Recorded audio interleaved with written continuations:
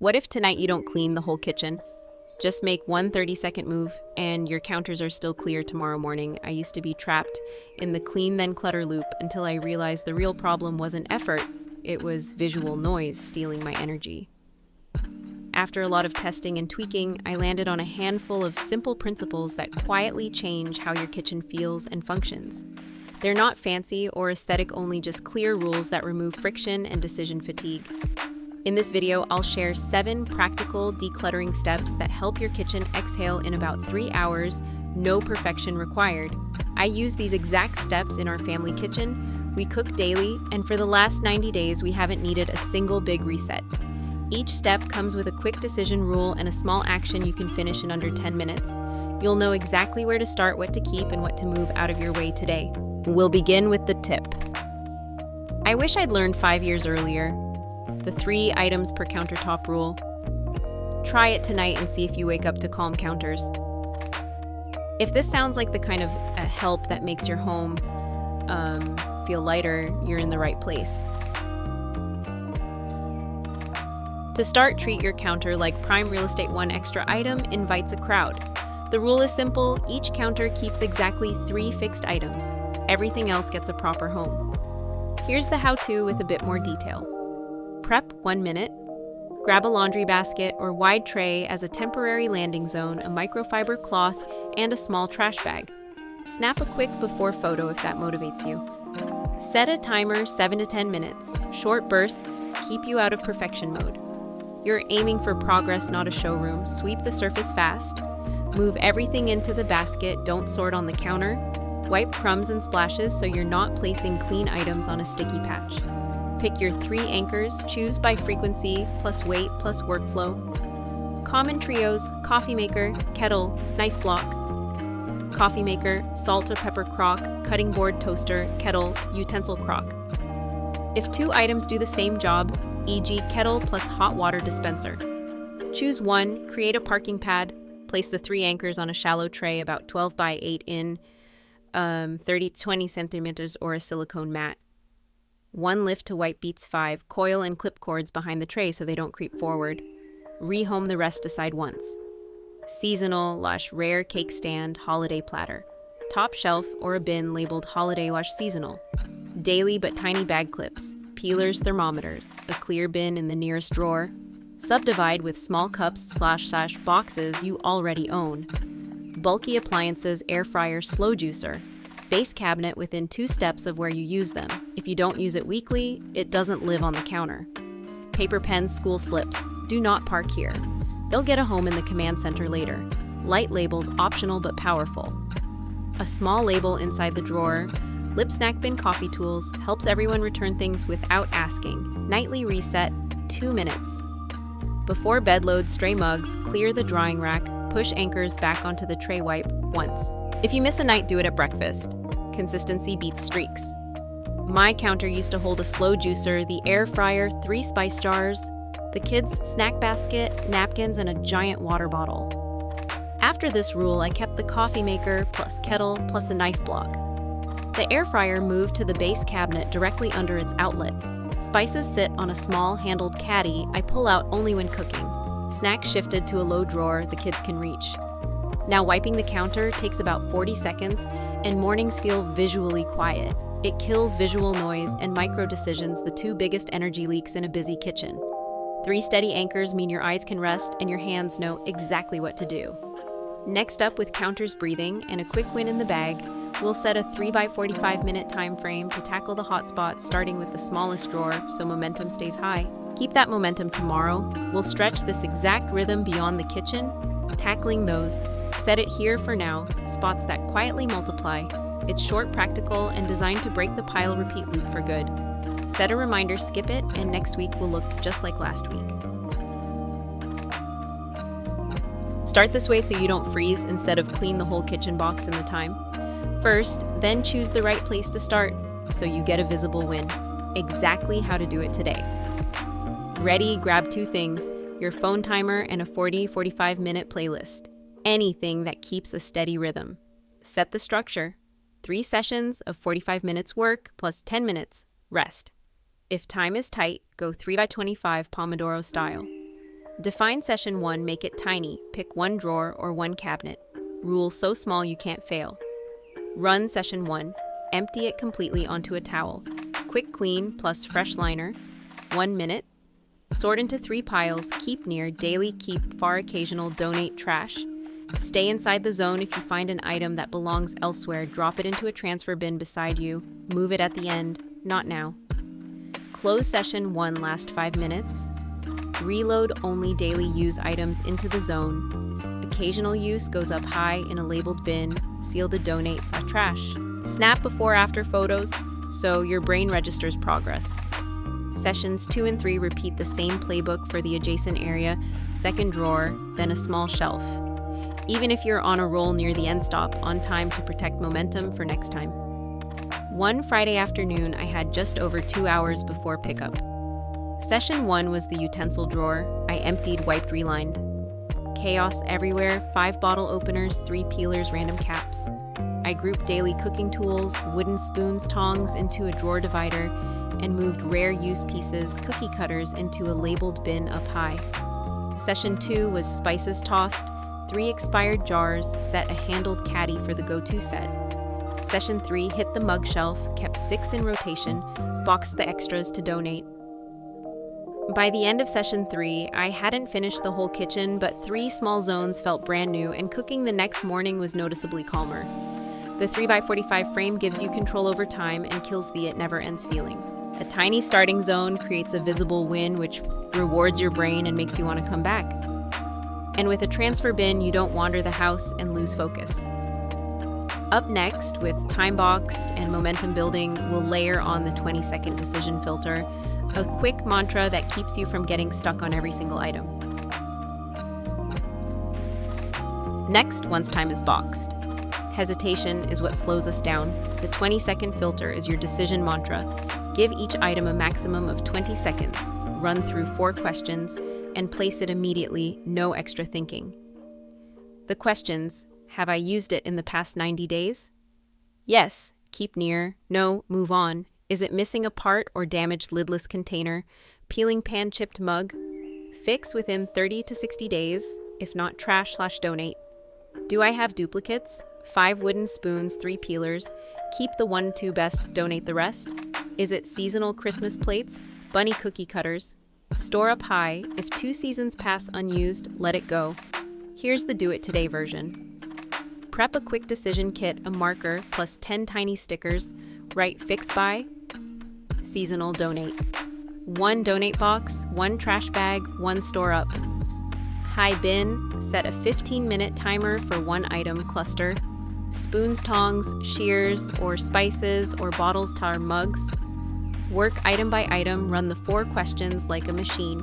Decide in 20 seconds and drop it straight into its bin. No set aside to revisit. To fix items, sticker a 30 to 60 day deadline corral in 1 basket and add a phone reminder for the weekend. Duplicates, choose the best, most versatile box, the extras immediately so you don't backtrack. End of session park. Donate near the door, lift store up high to a top shelf, place the fixed basket by the exit so you actually take it with you. Quick reality examples: lidless plastic container. If you won't buy a matching lid within 1 week, donate/recycle, and keep 2 to 3 glass sets with lids, 3 peelers, keep 1 sharp plus 1 backup, donate the rest. Mug chipped at the rim, discard safety. If chipped at the base, you can repurpose as a herb pot. If you haven't planted in 2 weeks, discard. Oversized sheet pan, unused for 2 years. Move to store up high. If it's still unused after the next holiday season, donate. Why this works: it cuts decision fatigue and creates real space in a single short session. Clear rules make your hands move faster, your brain stall less, and progress shows up in front of your eyes. Next up, once your hands are trained to 20 seconds per item, we'll attack the biggest energy sink Tupperware and orphaned lids, where this filter shines the brightest. Start with the biggest energy drain food containers. Set a 15-minute timer, pull the entire category out: drawers, dishwasher, lunch bags, and work standing at the counter so you can move fast. First, make pairs, lay every base on the counter pile, all lids separately, then speed match like a card game. Anything without a mate when the timer ends goes no, maybe pile. Next, standardize to 2 core sizes you truly use for most families. 1 meal size 900 to 1200 ml and 1 snack size 300 to 500 ml. Keep 2 to 3 sets per person for the weekly flow. If you pack lunch daily, add 1 more. Nest bases by size. Store lids vertically in a narrow bin like file folders so they don't skate around. Stained, warped, or cracked out. If a lid is almost right but not quite, it's still a no near matches, cause the nightly rummage. Add 2 small rules so the system lasts 1 replacement policy. If a lid cracks, replace the whole set, not just the lid. Mixing brands brings chaos back. 2. 1 in, 1 out. Any new set means 1 old set leaves immediately. If you often send leftovers to friends, keep a loaner stash of 2 cheap containers in a labeled bag. Don't sacrifice your main system. Real life pass. I used to have 7 sizes from 3 brands. As packing lunches felt like digging through a toy bin, I cut down to 2 glass sizes with locking lids, 4 meal, 4 snack. Lids live upright in a 4-inch wide bin, bases nest into 2 neat stacks. I also keep 2 guest containers in a tote by the door for handoffs. Now matching a container takes under 10 seconds, and nothing avalanches when I open the drawer. Why it works? You remove micro choices and friction, the stuff that makes you late for school drop-off. 2 sizes mean your eyes recognize a home instantly. Vertical lids mean your hand finds the match without digging. You finish a week of meals without feeling like the drawer fought you. Next up, with containers contained, we'll deep clean and containerize each small zone, so everything becomes a one-wipe, one-reach move. Start with 1 small zone, a single drawer or cabinet, so you feel actually finished. The goal is to rebuild the space, so future cleanups take 1 wipe and every grab is 1 reach. Gather a microfiber cloth, an all-purpose spray, a mini vacuum. If you have 1 roll-out shelf liner, 2 or 3 clear bins, small to medium, and 1 handled caddy or lazy Susan for spill-prone items. Empty the zone completely onto a towel. Don't sort yet, just clear it so you can see the bare shelf. Vacuum crumbs, wipe, and add fresh liner. And next time you can lift the liner to rinse instead of scrubbing the whole shelf. Group by action, not by category labels. Brew/make coffee. Tea sugar stirrers. Into the handled caddy so you pull 1 thing when you make a drink. Quick cook oil, salt, pepper tongs, thermometer on a lazy Susan or a shallow tray at hand height. Little bits bag clips, stray caps, skewers. In a clear bin with small dividers so you see the bottom at a glance. Some long tools, ladles, tongs, chopsticks. In a long tray or vertical drawer divider so they don't slide sideways. Place by frequency, daily at eye-hand level, occasional up high, and seasonal. In a labeled bin you can stash on the top shelf or pantry. Label lightly tiny stickers inside the shelf. Lip coffee kit. Quick cook small bits so everyone can put things back without asking. Snap an after photo and drop it into a kitchen reset album. Your brain needs proof of progress to keep the habit alive. Real life pass. I tackled the oil plus spices zone beside the stove. Bottles were rolling, every splash turned into a sticky streak. I switched to a 2-tier Lazy Susan, bottom tier for oil fish sauce vinegar, top tier for salt pepper chili in low jars. A shallow tray next to it holds tongs, thermometer, and a wooden spoon. Rare spices, cinnamon sticks, cloves moved into a lidded bin on the upper shelf. With a non-slip liner under everything, when a drip happens, I lift the turntable wipe. Once done, no more scrubbing an entire shelf. Why it works? You're containerizing the workflow, not just the stuff. Organizing by action plus frequency turns that cooking into a short loop. Pull caddy, use, drop back. 1 wipe. Your eyes see order, your hands take fewer steps, and the space stays tidy without extra effort. Transition. With these small zones quietly doing the heavy lifting, the only thing still making the kitchen feel tight is sheer volume bulky appliances and the broken stragglers. Let's clear those next to give your cabinets real breathing room. Think of these as space hogs that don't earn their rent. Set a 20-minute timer, open the base cabinets, and pull out every bulky item. Air fryer, slow cooker, stand mixer, waffle, iron, blender bases, extra pots plus anything broken or missing parts. Stand them on the floor so you can see volume honestly. Now run 3 quick rules. 1 weekly or out of sight if you don't use it weekly, it doesn't live on the counter. 2 to a season if you use it fewer than 2 times per season, it moves to a high shelf for storage. If an entire next season passes unused, it's a donate/sell. 3, fixed by deadline. Anything broken gets a 30 to 60-day tag. If it isn't fixed by the date, it leaves no exceptions. Map storage by weight and workflow. Put heaviest pieces stand mixer cast iron Dutch oven at waist to knee height to save your back. Park often but not daily appliances within 2 steps of the outlet they use most. Create a rotation shelf. 1 shelf or bin labeled seasonal slot hosting for waffle iron platter, warmer holiday roasting pan. If your kitchen is tight, assign a utility cart or pantry bin for these and label the edge so they're not wandering back to the counter. Decide once homes keep you from rearranging weekly. Use a simple divider or pan rack so sheet pans and cutting boards stand vertically. A lid organizer for pot lids, and cord ties Velcro or clips so cables don't snake across shelves. If 2 appliances do the same job, say a full blender and an immersion blender, keep the one that wins on cleanup time plus frequency and let the other go. For single-use gadgets, banana slicer, quesadilla maker, ask. Would I miss it tomorrow? If the answer is no, it's donation material. Here's a real pass. I had an air fryer, slow cooker, blender, and stand mixer, all competing for the same cabinet. The blender was my weekday workhorse. The slow cooker came out maybe once a month. The air fryer was weekend only. The mixer was heavy and painful to lift from the bottom shelf. I moved the mixer to a waist-high shelf beside its outlet, set the blender on the front of the base cabinet daily reach, grouped the air fryer plus slow cooker in a labeled weekend and batch bin on the upper shelf, and tagged the old waffle iron fix by 12 tinting. 2 weeks later, I hadn't fixed it out, it went. The result, I can reach what I actually use without kneeling, and I haven't had a counter creep back since. Why this works? Cabinets feel cluttered mostly because volume is wrong, not effort. By tying location to frequency, weight, and outlet, you remove micro-friction on busy days. The Fix by tag kills the endless I'll get to it loop, and the seasonal bin prevents holiday gear from colonizing daily space. Your kitchen suddenly has breathing room you can feel. With the bulky stuff under control, the last source of chaos is the paper and school notes that drift back onto the counters, so next we'll set up a 10-minute command center to stop that clutter at the door. Paper School notices delivery slips without a dedicated landing spot. They'll cover your counters by late afternoon. Set up a 10-minute command center so everything has a clear path the moment it comes through the door. Keep it simple, a 3-slot file organizer on the counter, or wall-mounted a slim mail tray, a big clip/magnet for the weekly schedule, a cup with pen/scissors/marker, and a few small labels.